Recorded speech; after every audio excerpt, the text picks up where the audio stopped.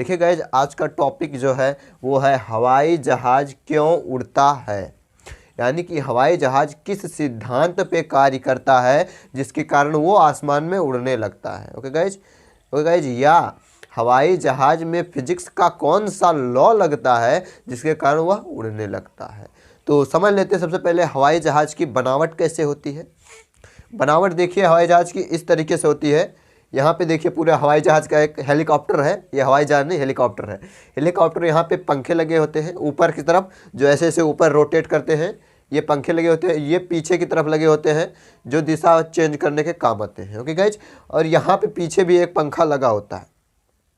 Okay guys, और ये यहाँ पे एक पायलट बैठा रहता है जो इसको ड्राइव करता है, जैसे कि हम लोग गाड़ियों में खुद ड्राइव करते हैं, तो सेम टू सेम यहाँ पे जो है पायलट बैठा रहता है जो इसको ड्राइव करता है। ओके गाइज, तो देखिए ये सबसे पहले इसकी संरचना में देखिए, ये ब्लेड जो होता है ये हवा में हवाई जहाज़ को उठाने का काम करता है, और ये पीछे वाला दिशा चेंज करने का काम होता है। और यहाँ पे एक ब्लेड लगा होता है जो एकदम पीछे लगा होता है, वो हवाई जहाज़ को आगे ढकेलने का काम करता है। ओके गाइज, ये तीन ब्लेड लगी होती है इसमें। यहाँ पे फर्स्ट ब्लेड ये लगा होता है, सेकेंड ये, थर्ड यहाँ पे इसके टेल पे लगा होता है। मैं इसको छोटा बना के और बड़ा बनाना चाहिए था, लेकिन मैं इस फिगर पे बना दिया हूँ, तो यहाँ पे पीछे वाला फैन नहीं आ रहा है। ओके गाइज, तो यहाँ पीछे भी एक फैन लगा रहता है, वो एक ऐसे लगा रहता है, एक कुछ ऐसे मुड़ के, और यहाँ पे फैन लगा रहता है। ओके गाइज, यहाँ पे फैन लगा रहता है। जो यहाँ पीछे वाला फैन होता है ये हवाई जहाज़ को आगे ढकेलने का काम करता है, जैसे कि हवाई जहाज़ से जा रहा है इसको आगे की गति प्रदान करता है।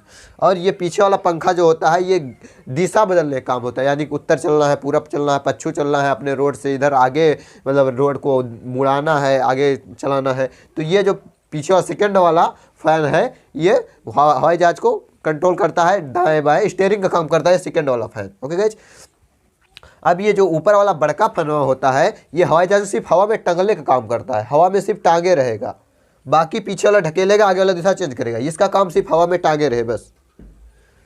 ओके गाइज, तो अब समझ लेते हैं कि ये किस सिद्धांत पे काम करता है। ये जो सिद्धांत करता है बर्नौली के लॉ पर, बर्नौली के लॉ पर काम करता है। ओके गाइज, तो इसका जो मेन सिद्धांत, मेन फंडा है, अगर जहाँ पे वेग कम रहेगा वहां पे दाब ज्यादा रहेगा, यानी कि वेग कम दाब ज्यादा। गाइस, वेग कम तो दाब ज्यादा। अगर दाब कम या दाब कम रखिए या वेग कम रखिए, वेग ज्यादा रखिए, वेग ज़्यादा दाब कम। गाइज, तो ये होता है, ये किस सिद्धांत पर काम करता है। बर्नौली का सिद्धांत ये था, अगर जहाँ पे वेग कम रहेगा वहाँ पे दाब ज़्यादा रहेगा, जहाँ पर वेग ज़्यादा रहेगा वहाँ पे दाब कम हो जाएगा। ओके गाइज, तो यहाँ पे देखिए जब ये ऊपर वाला पंखा नाचता है, घूमता है, तो इतनी वेग से घूमता है, इतना तेज इसकी स्पीड होती है कि यहाँ का जो इस तरह इस पूरे इस मतलब कि हवा जो यहाँ पे हेलीकॉप्टर है इसका जो पूरा क्षेत्रफल है जितने दूर में ये है, यहाँ का दाब कम हो जाता है। दाब कम हो जाता है, इसे धीरे धीरे लेके ऊपर चढ़ जाता है ये वाला पंखा। ओके गाइज, अब बात करते हैं ये ऊपर चढ़ता क्यों है, ऊपर चढ़ता क्यों है। अगर ऐसे ही पंखा चलाने से ऊपर चढ़ने लगे तो हम लोग जो फैन लेते हैं हवा वाला फराटिया फैन, उसको भी लगा के ऐसे ऊपर चढ़ जाए, ऐसे चला दे, वैसे पकड़े रहे ऊपर, वो हमको खींच ले जाएगा, ऐसे चला के ऊपर पकड़े रहे खींच ले जाएगा हमको ऊपर।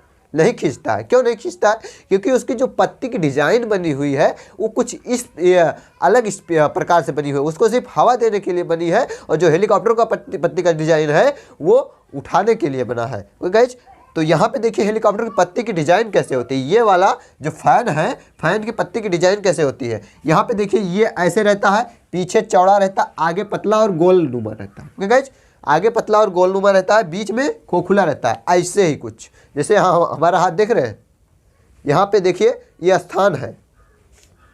ओके गाइज, स्थान है और यहाँ पे चौड़ा है, यहाँ पे आगे गोल है। जब ऐसे ही गोल गोल गोल गोल पूरा नाचने लगेगा तो यहाँ पे जब यहाँ का दाब जो होगा, चारों तरफ का हवा जो है ऐसे नाचेगा, और पत्ती कुछ ऐसे रहती है, ऐसा हल्का सा तिरछा रहती है, हल्का से तिरछा क्यों रहती है?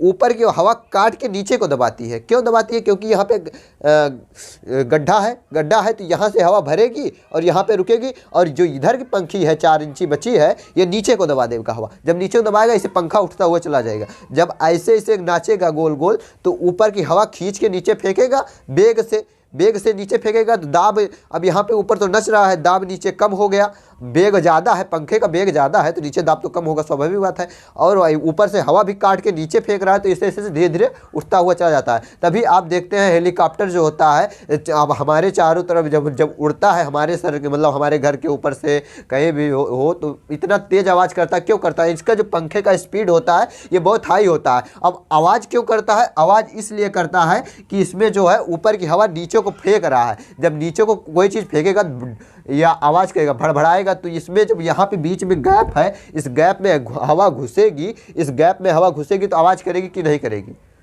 नहीं समझ पा रहे हैं? अगर मान लीजिए एक बोतल ले लीजिए, उसमें आप हवा मारेंगे तो उसमें आवाज़ आएगी कि नहीं? मान लीजिए एक कैप है, ये खोखला है, इस पर मैं हवा मारूँ ऐसे, ये आवाज़ कर रही है, ये आवाज़ कर रही कि नहीं कर रही? कर रही ना।